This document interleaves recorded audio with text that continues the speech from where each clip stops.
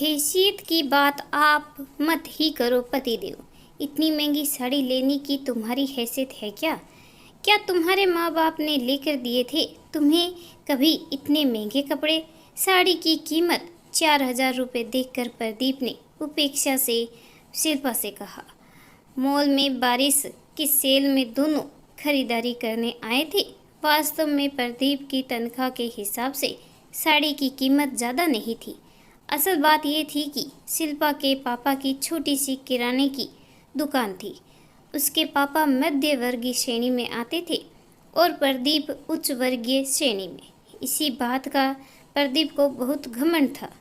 वो शिल्पा को नीचा दिखाने का कोई भी मौका नहीं छोड़ता था।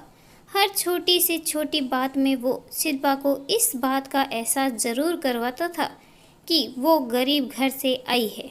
आज भी शिल्पा को इसी बात का एहसास करवाते हुए उसने ये बात कही। शिल्पा अपमान का घूंट पीकर आगे बढ़ गई। प्रदीप का इस तरह ताना मारना उसे अंदर तक लहूलुहान कर गया। वैसे उसके लिए ये कोई नई बात नहीं थी। उसकी शादी को 5 साल हो गए थे। इन 5 सालों में न जाने कितनी बार सास ससुर ननंद और पतिदेव ने ऐसे ताने मारे, लेकिन फिर भी न जाने क्यों आज उसकी सहन शक्ति जवाब दे गई। प्रदीप ने अपने लिए जीन्स और टी शर्ट लिए। जब वह लोग बिलिंग काउंटर पर आए तो प्रदीप के अकेले के कपड़े का बिल हुआ 26,250 रुपये। पेमेंट करने से पहले प्रदीप बोला, जाओ शिल्पा, तुम भी अपने लिए वो साड़ी ले लो। तुम भी क्या याद करोगी किस रईस से पाला पड़ा है जो इतनी महंगी साड़ी पहनने मिल रही है। जाओ ले लो साड़ी। काउंटर वाले सेल बॉय की तरफ देखकर प्रदीप बोला, बीबी को नाराज़ नहीं कर सकते ना, होम मिनिस्टर है वो घर की। साड़ी महंगी है तो क्या हुआ, खरीदनी तो पड़ेगी। शिल्पा को चुपचाप खड़ा देखकर प्रदीप ने फिर कहा, अरे जाओ ना, ले लो अपनी पसंद की साड़ी, मैं नाराज़ नहीं होऊंगा।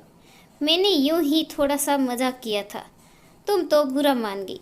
शिल्पा ने दृढ़ता से कहा, नहीं, मुझे नहीं लेनी कोई साड़ी। आप बिलिंग करवा कर गाड़ी के पास आ जाइएगा, मैं वहीं जा रही हूँ। इतना कहकर शिल्पा वहाँ से चली गई। जब प्रदीप वापस आया तो उसने देखा कि शिल्पा की आंखें सूजी हुई है, मतलब वो रोई है। गाड़ी चलाते हुए उसने कहा, तुम तो हर बात को सीरियसली ले लेती हो। तुम्हें तो पता है मेरी मजाक करने की आदत है, मैं ऐसे ही कुछ भी बोल देता हूँ।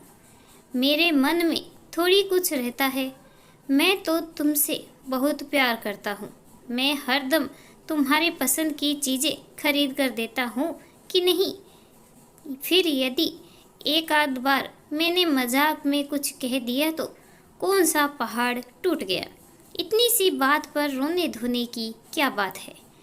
तुमसे तो बात करना ही बेकार है। पति हूँ तुम्हारा, क्या मुझे इतना भी हक नहीं कि अपनी पत्नी से थोड़ी हंसी मजाक कर लूँ?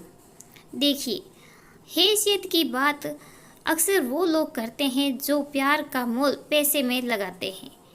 आप कहते हो ना कि आप मुझसे बहुत प्यार करते हो, तो ये कैसा प्यार है आपका जो आपकी पत्नी की भावनाओं को नहीं समझता? मैंने ये कभी नहीं कहा कि आप मुझे मेरी पसंद की चीज़ें दिलवा कर नहीं देते, लेकिन चीज़ दिलाते वक्त आप एहसान ज़रूर जताते हैं। जैसे घर को सुचारू रूप से चलाना, घर में बच्चों से लेकर बुजुर्गों का ख्याल रखना मेरी जिम्मेदारी है।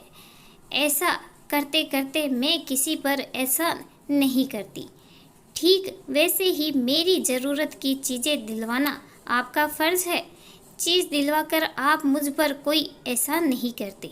रही बात सस्ती और महंगी चीज़ों की, तो मेरे पिता गरीब थे, तो उन्होंने अपनी हैसियत के हिसाब से मुझे चीज़ दिलवाई।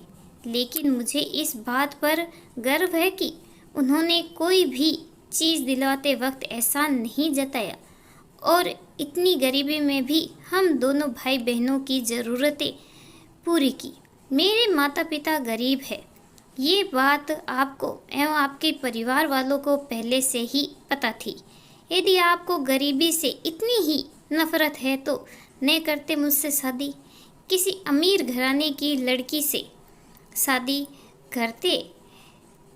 मम्मी जी पापा जी ने ही कहा था ना कि उन्हें पैसा नहीं चाहिए, उन्हें तो बस सुंदर सुशील लड़की चाहिए जो पूरे घर को घर बनाकर रखे।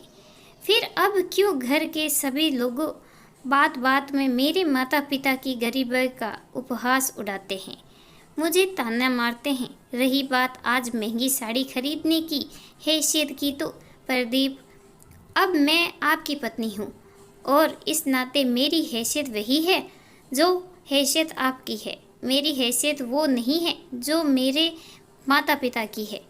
मैं कहना तो नहीं चाहती हूँ, लेकिन कहने की मजबूरी है कि वास्तव में मेरे माता पिता की हैसियत आपके माता पिता से कहीं ज़्यादा अच्छी है, क्योंकि मेरे माँ बाप तो सिर्फ पैसों से गरीब हैं, लेकिन अपनी गरीबी के बावजूद उन्होंने अपने बच्चों को अच्छे संस्कार दिए हैं। ये तो आपको भी पता है कि आप लोगों के इतने ताने सुनने के बावजूद मैं चुप रहती हूँ। मैंने आज तक घर में किसी को भी पलटकर जवाब नहीं दिया, लेकिन आपके माँ बाप ने तो आपको मैनर्स ही नहीं सिखाए।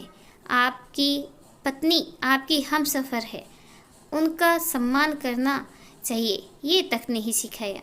इस पैमाने पर मेरे माता पिता की हैसियत आपके माता पिता से कई गुना ऊंची है। प्रदीप को शीला से ऐसे जवाब की कतई आशा नहीं थी। वो चुपचाप गाड़ी चलाता रहा। शिल्पा को विश्वास हो गया कि अब कभी भी प्रदीप शिल्पा के माता पिता की हैसियत को लेकर उसे ताना नहीं मारेगा। इस कहानी के बारे में आपकी क्या राय है, कमेंट करके ज़रूर बताइएगा। कहानी अच्छी लगी हो प्लीज़ लाइक करें, चैनल पर नए हो तो सब्सक्राइब करना बिल्कुल ना भूलें। कहानी सुनने के लिए आपका बहुत बहुत धन्यवाद।